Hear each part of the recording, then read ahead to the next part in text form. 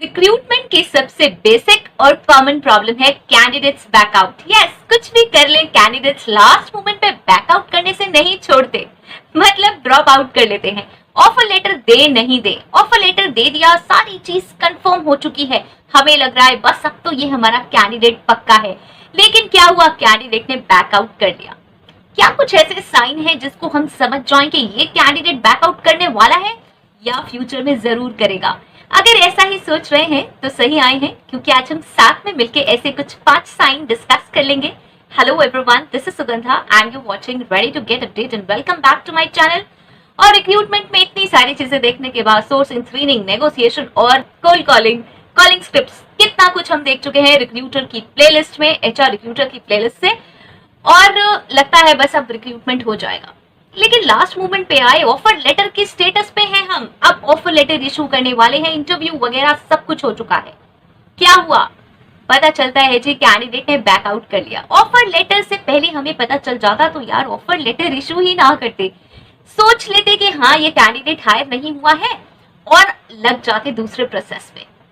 तो कैसे पता करें, आज हम इसी को डिस्कस करेंगे। लेकिन उससे पहले भी एक चीज तो बनती है कि चैनल पे पहली बार आए हैं तो सब्सक्राइब कर दीजिए और वो जो क्यूट सा बेल आइकन है उसको हिट कर दीजिए, बिकॉज ऐसे सेशंस जो आप मुझसे रिक्वेस्ट करते हैं किसी भी सोशल मीडिया प्लेटफॉर्म पे, वो मिलेंगे आपको नोटिफिकेशन फीड पे जब भी वो अपलोड होंगे। और दूसरा चैनल है मेरा रेडी फॉर एसएस इंग्लिश, जाइए वहां पे मिलेंगे आपको इंग्लिश में यही सारे सेशंस, ठीक है। तो चलिए स्टार्ट कर लेते हैं। और ये है कुछ 5 साइंस जिनसे हमें पता चलेगा कि भाई हम इसे ऑफर लेटर इशू करें ना करें इस कैंडिडेट को, राइट। कुछ ऐसे साइंस जो बताते हैं कि भाई कैंडिडेट ड्रॉप आउट कर सकता है। यहाँ पे मैं कोई 100% गारंटी नहीं दे रही हूँ, बिकॉज देखिए कुछ कैंडिडेट्स तो फिर भी हमारे आइस से निकल ही जाएंगे, ऐसे जिन्हें हम ट्रेस नहीं कर पाएंगे और वो लास्ट मोमेंट पे कर लेंगे। लेकिन जो वो हमारा रेशियो है ना, जो बहुत ज्यादा आता है, उसको तो हम एटलीस्ट रिड्यूस कर सकते हैं। इसलिए है ये सेशन। प्लीज मेरी रिक्वेस्ट है पूरा सेशन देखें।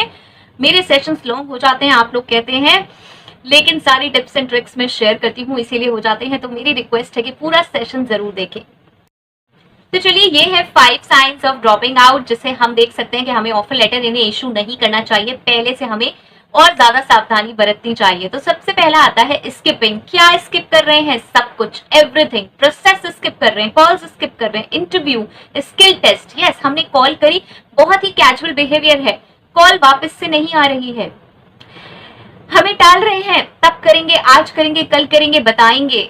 ओके, एक आध बार ऐसा हो सकता है लेकिन हमेशा नहीं हो सकता। आप खुद सोचिए, आप डेस्परेट हैं, आप जॉब आपको कितनी मुश्किल से मिली है। जब आप जॉब चाह रहे थे तो आपने कितनी सारी चीजें करी, कितना स्ट्रगल किया, कितनी जगह से जाके आपने उसकी रिसर्च करी, और जब हम उसे कॉल कर रहे हैं तो वो कॉल का प्रॉपर रिस्पॉन्स नहीं कर रहा है। ये बहुत बड़ा साइन है। डोंट थिंक कि वो अभी एक बहुत अच्छी पोजीशन पे है इसलिए नहीं कर रहा है। कोई भी कितनी अच्छी पोजीशन पे हो, अगर वो स्विच करना चाहता है, यस, अगर वो सच में चाहता है, टाइम जरूर देगा। ओके, सो ऐसा ना सोचो। उसके बाद इंटरव्यू स्केड्यूल करा, उसको छोड़ दिया, उसके बाद रिस्पॉन्ड नहीं करा, आपने कॉल करी तो उसका कैजुअल बिहेवियर था कि ऐसा ऐसा हो गया था, उसके बाद आप फिर से उसे इंटरव्यू के लिए बुला रहे हैं।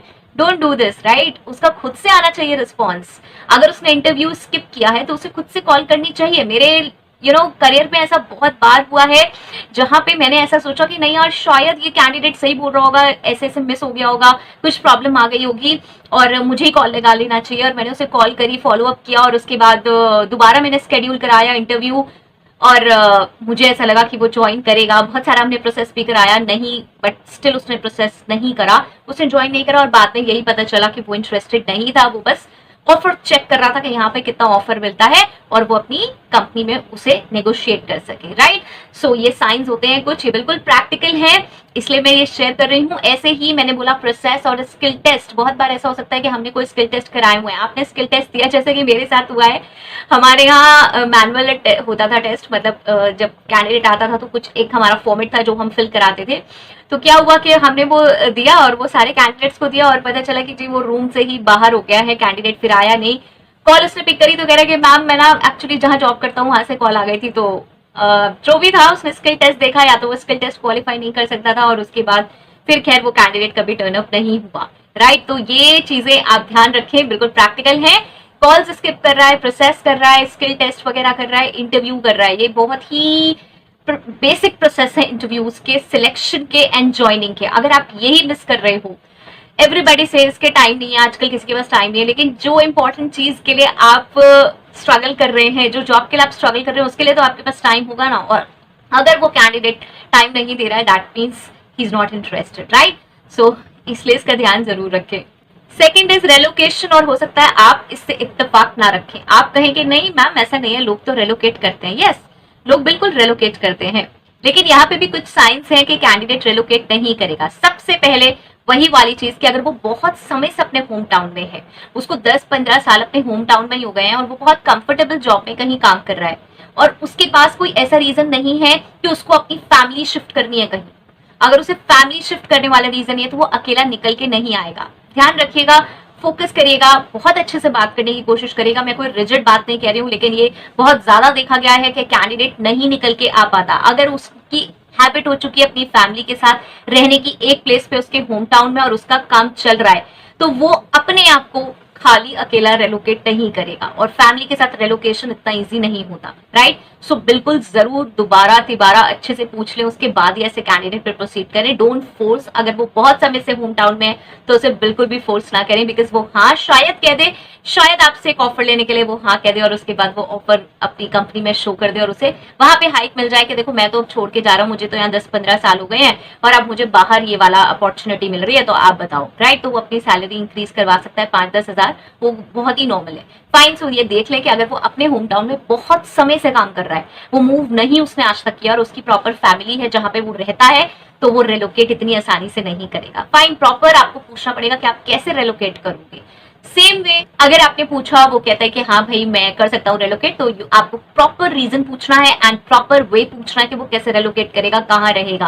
अगर वो ऐसे कह रहे हैं कि भाई मैं तो कोई भी मकान ले लूंगा और मैं तो मेरा लाइफस्टाइल भी बहुत नॉर्मल है और ऐसे ऐसे मैं रह लूंगा और ऐसे हो जाएगा, ऐसे कैंडिडेट्स बहुत देखे हैं। 2-3 महीने बाद फिर वो लेफ्ट आउट कर देते हैं, बिकॉज वो सर्वाइव नहीं कर पाते, और उनके पास रीजन भी ऐसे होते हैं कि मैम फैमिली वहां पे परेशान हो रही है, there is no one to look after my family. ये बहुत कॉमन है, मेरे पेरेंट्स हैं, ओल्ड एज्ड हैं, मैं उन्हें पहले तो छोड़ के आ गया था, अब मेरी वाइफ है, वो नहीं हैंडल कर पा रही है।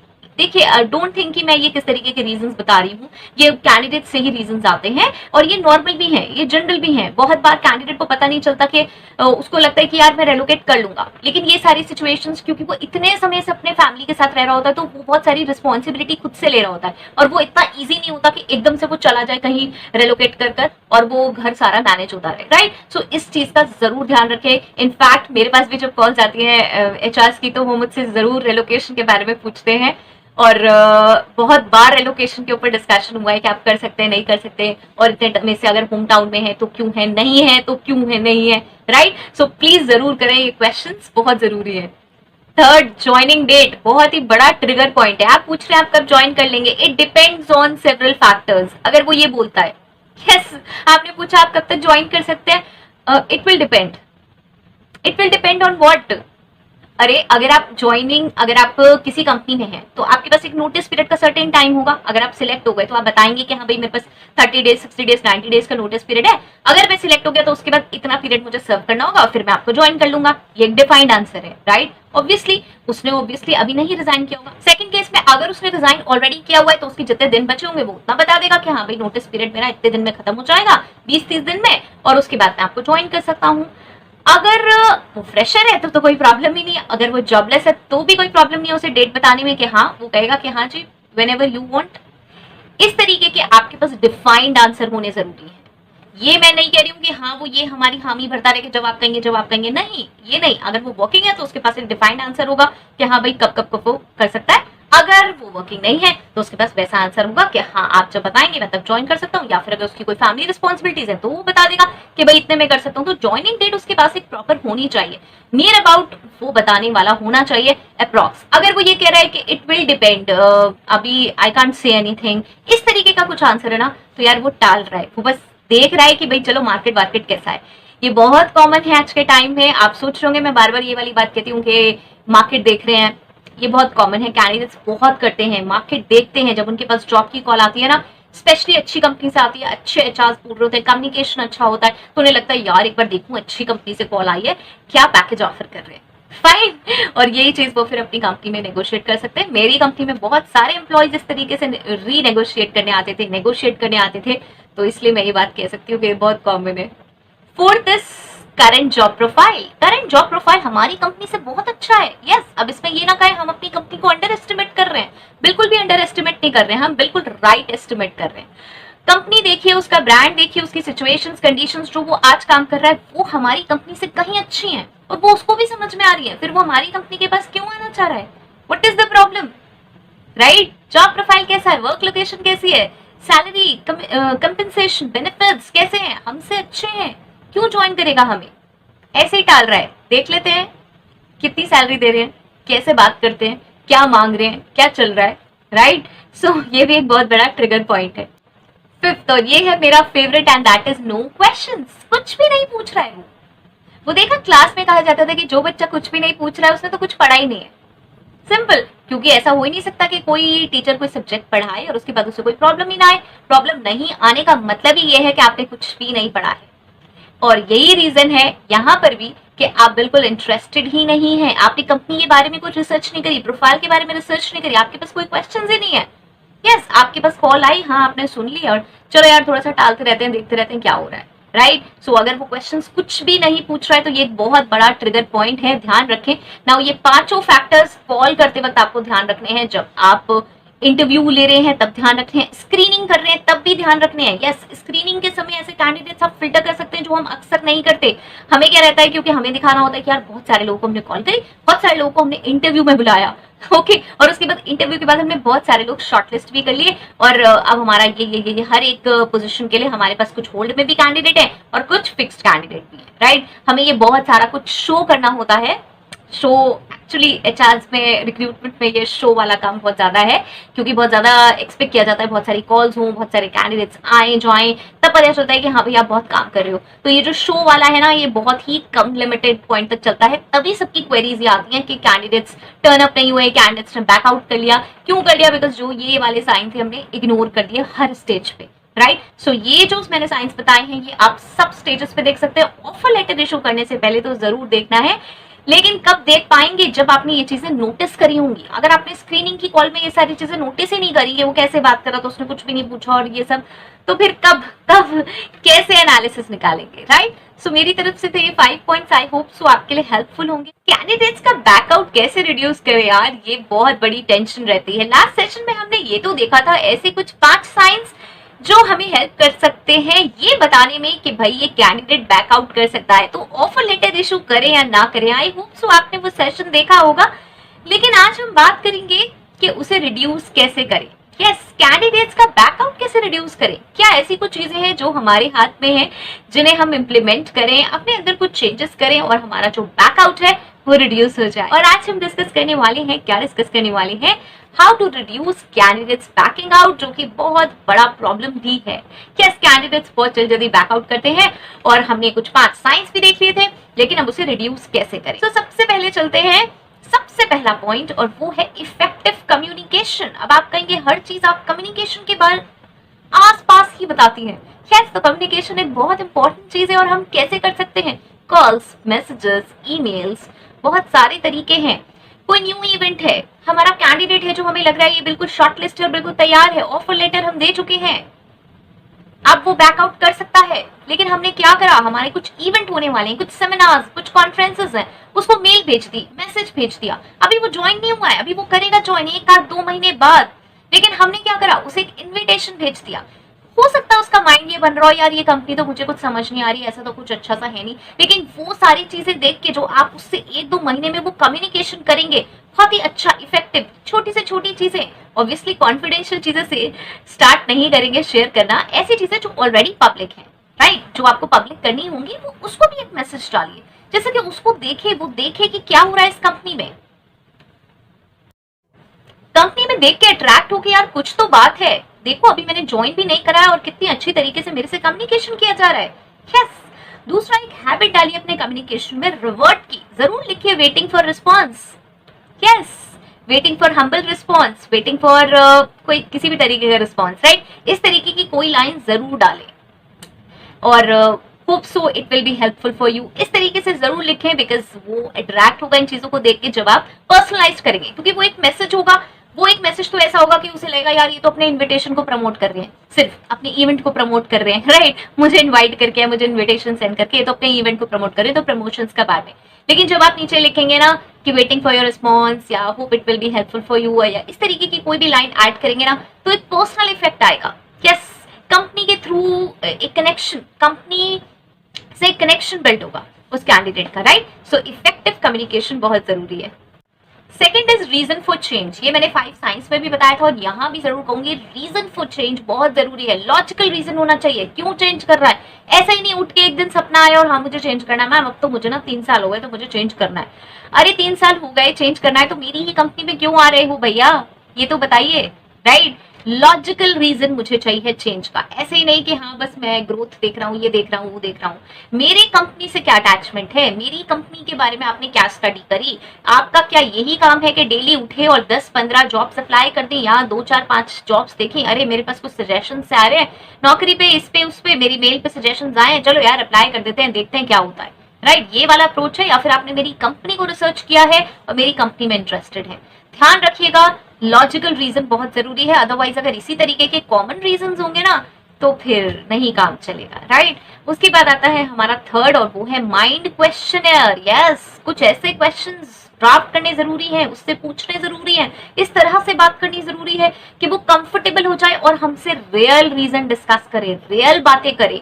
ऐसे नहीं कि फेक, बस रिसर्च कर रहा है वो भी, जैसे हम रिसर्च कर रहे हैं वो भी यही रिसर्च कर रहा है कि यार ठीक है मिली तो मिली, नहीं मिली तो नहीं सही, और ये तो पता चल जाएगा कि मार्केट में मेरे जैसे कैंडिडेट का क्या प्राइस है, मतलब क्या रेट चल रहा है, क्या मतलब सैलरी चल रही है। ओके, ये वाला केस हम नहीं होने देंगे। हमें कुछ ऐसे क्वेश्चनर जरूर ड्राफ्ट करने चाहिए, जैसे कि मैं कुछ आपको लाइंस बता सकती हूँ किस तरीके की। एज यू नो, जब हम किसी को बोलते हैं ना एज यू नो, तो हम उसे ना एक कॉन्फिडेंस दे रहे हैं कि हम उस पर बिलीव कर रहे हैं कि आप तो पहले से जानते हैं। यस, हम उसे अपने लेवल पे ला रहे हैं। बहुत सारे एचआर्स जब कोई किसी जूनियर एग्जेक्टिव्स को डील करते हैं ना, तो वो बहुत ज्यादा हाई फाई स्टाइल में डील करते हैं कि मैं तो बहुत कुछ हूँ, आप तो सिर्फ एक एग्जेक्टिव पोजीशन के लिए आए, विच इज वेरी रॉन्ग। कभी भी कैंडिडेट आपसे कंफर्टेबल नहीं हो पाएगा।